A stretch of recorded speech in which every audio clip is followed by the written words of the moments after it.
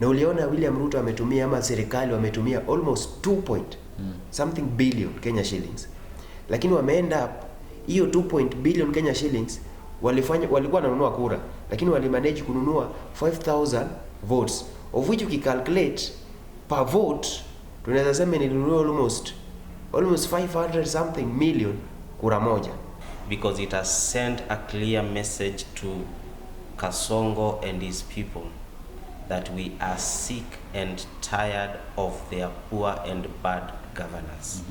I have not seen any development, and I want to clarify here and say this without fear and of contradiction, that the only leaders who are going to transform this leadership in our country, we have the Akina Sifunas, the Akina MATIANG'Is, the Akina Natembeas.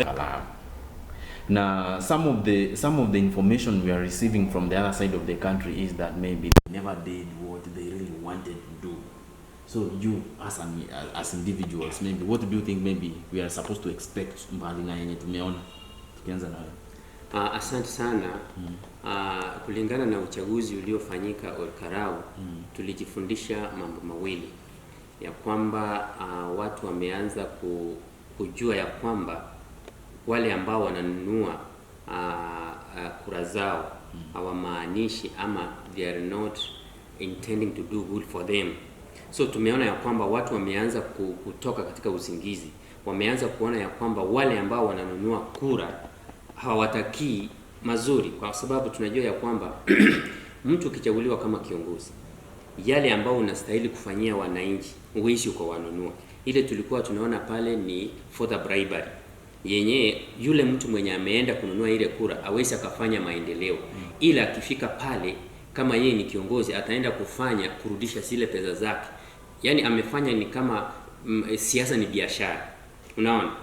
Jambo la pili ambalo lilinifurahisha ni kwamba kura zile ambazo zilizopigwa pale zilikuwa ni kuonyesha serikali iliyoko mamlakani ya kwamba wakati mwingine haifanyi nini, haitakikani. Kwa hivyo ni kielelezo kizuri ya kwamba ikifika mwaka wa 2027 wale viongozi watakaochaguliwa wawajibike, wajue majukumu yao. Kama wewe ni rais, kama wewe ni member of parliament, kuja chini ujue ni kazi unaenda kufanyia wananchi. Kwa hivyo ilikuwa ile election ya Olkarau ilifungua watu macho. Vile election iliendeshwa, even though ilikuwa na furugu, lakini the outcome ilikuwa sawa kabisa, na mimi nilishukuru watu wa Olkarau vile walionyesha ya kwamba wakati wa mwaka wa 2027 hakuna mtu atanunua kura zao. Kwa maana tuliona serikali ikitumia rasilimali nyingi sana pale, lakini at the end of the day tuliona yule mwenye alitumia pesa mingi alikuja akashindwa na kura margin kubwa. Kwa hivyo watu wanataka viongozi, sio watu wanafanya siasa na biashara na uongozi. Thank you so much. Maybe my question, why do you think maybe they were trying to use some of the plain clothes police officers? We are not sure enough. Maybe they are police officers because some of the information we are receiving that they were goons, they were gangsters, because they were not even using official vehicles as security. You know, we have got identified and recognized vehicles zinafaa kufanikisha mambo ya security. Why do you think maybe this was totally okay? Why do you think maybe they chose to use plain clothes individuals to restore peace? Or do you believe that they were restoring peace? Because we got an information saying that 1 or 2 died. Yes, that question comes to you, bro. What maybe do you think maybe was happening? Was it necessary to bring armed men? Okay, asante sana Mr. Felix. Naona kuna ile swali kwanza tunafaa ujiulize. Wewe na jirani yako mlikuwa mnabishana juu ya shamba. Lakini umeamua unataka kueliminate huyu jirani yako atoke. Unajua wewe utaenda kumueliminate. Utatumia other people kumueliminate. Then after that itasemekana huenda ni Felix amemtoa ama ni labda watu wengine. Juu wewe huko kwa pale kwa sisi. So nikikujibu hiyo swali umeuliza, ile kitu ilikuwa inafanyika pale Olkalao, walichukua civilian kuficha ile identity. Sasa kuna ule county commissioner. Imesemekana kwamba kuna gari zenye zilitumika pale na ziko kwa ofisi yake. Wakati alipigiwa simu na one of the former councillor akaanza matusi. Ati kwamba wewe ina kuhusu na nini? Wewe kufanya kazi yako, sisi tufanye kazi yetu. So ile kitu ilifanyika pale Olkalao, unajua 2022 wakati yule Ruto alikuwa na campaign, alikuwa anasema anataka kubadilisha Kenya na ile mambo ya familia fulani wanafaa waongoze, anayemaliza kutoka 22. Na kusema kweli wakati alikuja na hiyo slogan, tulianza kuimaliza hiyo mambo sijui familia fulani ama wenye wako na pesa ndio lazima waongoze. Na kuna wale vijana akina PK Salaza waliingia. So saa hii kitu ilifanyika pale Nyandarua, walikuwa wanajaribu kuonyesha kwamba change inakuja lakini kujengi mara moja. So ile ni part of change and tulikuwa tuna expect ifanyike kwa Kenya. Na uliona William Ruto ametumia ama serikali wametumia almost 2 something billion Kenya shillings. Lakini wameenda up hiyo 2 billion Kenya shillings walikuwa wananunua kura, lakini walimanage kununua 5000 votes, of which ukicalculate per vote tunaweza sema nilinunua almost 500 something million kura moja, lakini bado hawakuweza kupita. So hiyo ndio tunasema kwamba 2027 itakuwa wananchi hawatachagua mtu juu ya pesa, juu ya jina, juu kama umeangalia ule jamaa alikuwa anaitwa Chokora. Na wananchi wakasema enyewe huyu Chokora wacha tusimame na yeye na ndiye atatusaidia. Na sababu walifanya hivyo, walikuja wakaangalia Salasia wakati alikuwa na campaign 2022, walikuwa wanamuita mwenda wazimu. Lakini wamama wakasema huyu mwenda wazimu ni sisi ndio tulimzaa. Wacha tusimame na yeye. Enda saa hii Mumias East, Nyanza mzima, Western mzima, hakuna mbunge yote amewahi fanya project worth more than 30 million for the first term ama second term.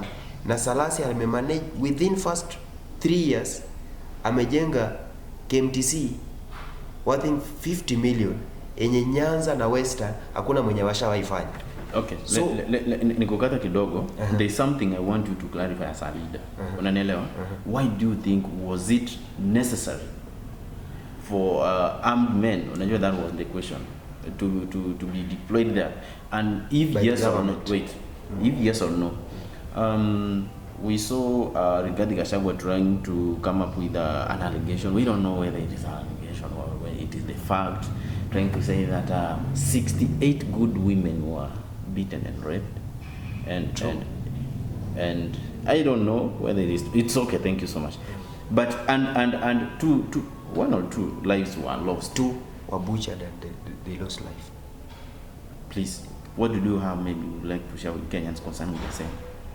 Okay, kulingana na hiyo swali umeuliza, government wamekuwa so disparate na BIM wamekuwa so disparate. Ni kama wewe kuwe umetaka msichana lakini msichana amekukataa. Lakini disparity ndio maana wanataka serikali walikuwa wanataka waonyeshe kwamba wako bado wako na ground milima, lakini ilishindikana. Na ni the same like ukitaka dem na dem amekukataa, utatumia mbinu zote mpaka hata utasema huyu mtu wacha nimtumie watu wa mkidnap nimchukue cha lazima, lakini baada atakataa kama aliamua kutaki. So hiyo ndio kitu serikali waliamua kutumia pale Olkalao. Walikuwa wanajaribu kulazimisha wananchi kwamba waonyeshe Kenya mzima kwamba bado wako na umaarufu pale mlima, lakini Kenya pia wakasema pale mlima ndio tutaona wakipata kura more than 5000, hiyo tutajua kwamba Ruto bado yuko na umaarufu pale. Lakini si ati mambo ya mlima peke yake. Ruto hana umaarufu Kenya mzima, juu ile maisha. Hata si Ruto is not the problem. The problem hata ilifanya wapigie DCP, hawakupigia DCP juu Ruto is the problem ama UD is the problem. The problem ni ile uchumi ya Kenya. Wananchi sasa hivi wana ile pain, wananchi wana feel ndio, na hii pain imeletwa na hii Kenya Kwanza, the UDA government. Hiyo ndio maana wananchi wameamua wataki kufuata serikali. Thank you. Let me go straight to Mheshimiwa. Mheshimiwa, welcome to our program. Thank you. And I think maybe this is your first time. Let it be the first time but not the last one. So sir, what as a politician now, you know you are one of them. Na unajua nyinyi ma politician tunawajua vizuri sana. Please, why do you think maybe goonism and use of non-uniformed men, armed men inakuwa part of your choices. Sasa lazima nikuweka hapo juu pia ni politician. Sasa wewe jitetee kivyako. Thank you first of all for having me here. Yes. Like I said, I'm Daniel. Welcome. Let me first start by commenting on the matter of Olkalau. Yes. Before I come to the Goonism part, because the Olkalau and the Goonism part is one and the same thing, considering what has been happening.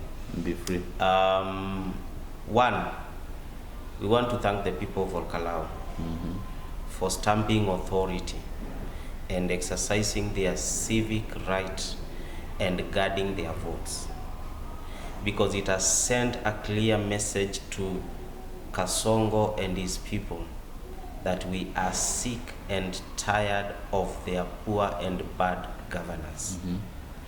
Kenya is headed the right direction. And Olkalau has made sure that Kenyans are seeing what should happen come 2027.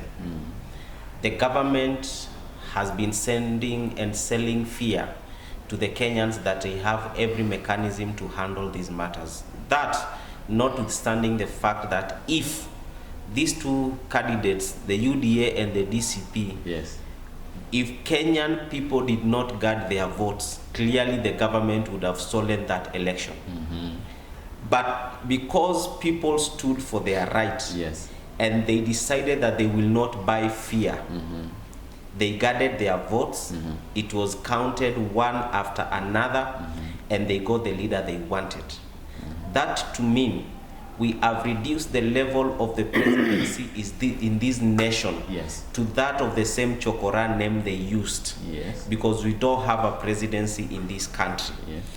To the point that government can move over 1 billion, as it is being perceived or said, Yes. to a one constituency for one seat. I remember the president and his administration some time back, after they won the seat was it in Embu, the Wamudende seat, when he said Mbere, Yes. when he said we have spent over 250 million to get that seat, we will spend more even for the next seats.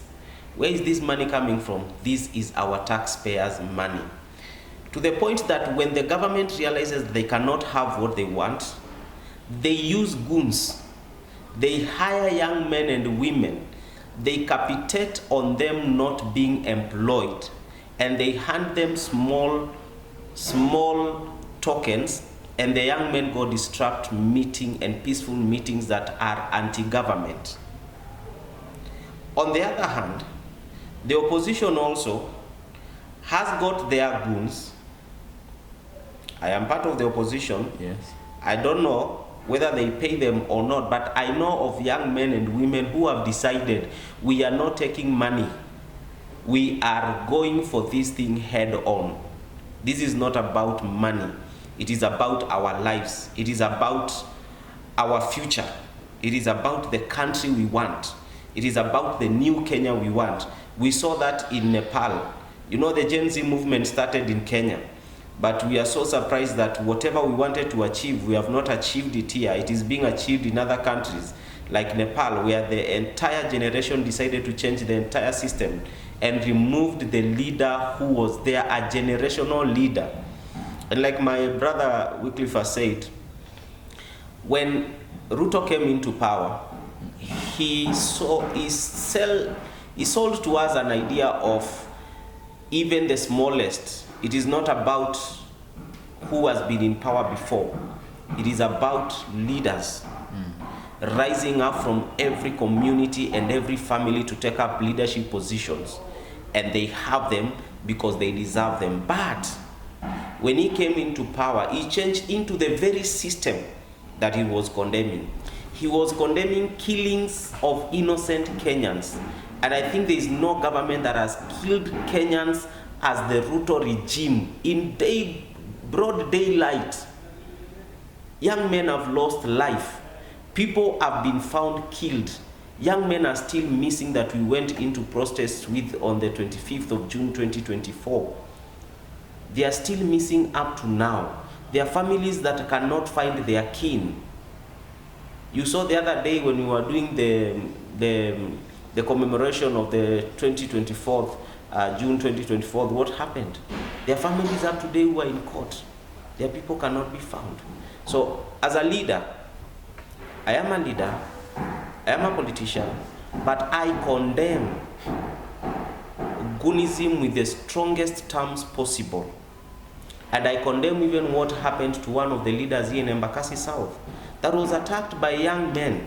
And I hear from the information gathered, a leader called the leader who has been going on shouting and calling that leader names, that he shouldn't be joking with him. I mean, we should have peaceful elections, and every leader in Embakasi South, Imara Daima, Kwa Ruben, Kwa Njenga, Pipeline and Kware are free to walk in every place and sell their agenda peacefully without them being attacked, and a leader sending young men to go and attack that leader in the name of, when this leader comes to the ground, as they call it, he gives 100,000. So when this leader gives 30,000, he should raise the figure to 70,000. In the first place, the money you are asking for from a leader, what have you done to earn it? And this is why our young men, you saw the other day a clip was going around of a matatu driver that was talking of calling another person and informing that they need to come to Imaradaima and carry some young men, take them somewhere. They go disrupt a meeting and then they return them. For what? Why would you lose life while you should have done something meaningful with your life? Sit down and work and earn your decent living and live for long than lose your life when you are young. So I call upon our young men to shun away from Goonism, from being used by politicians. That era is long gone. You will lose your life whether you are being used by the opposition or you are being used by the government, because by the end of the day they care less about you. And there is no government that will create jobs for you. Sometimes the government cannot do everything for you. They will give you 30%, you look for the 70% by your own. Mheshimiwa, let me ask you a very simple question. Now, now that you see this information you are trying to share with us, it may reach some of the youths, and some of them will change or either get convinced in any way. But now, what do you think maybe you as leaders you need, maybe you can maybe tell other leaders to employ to make these young men to understand that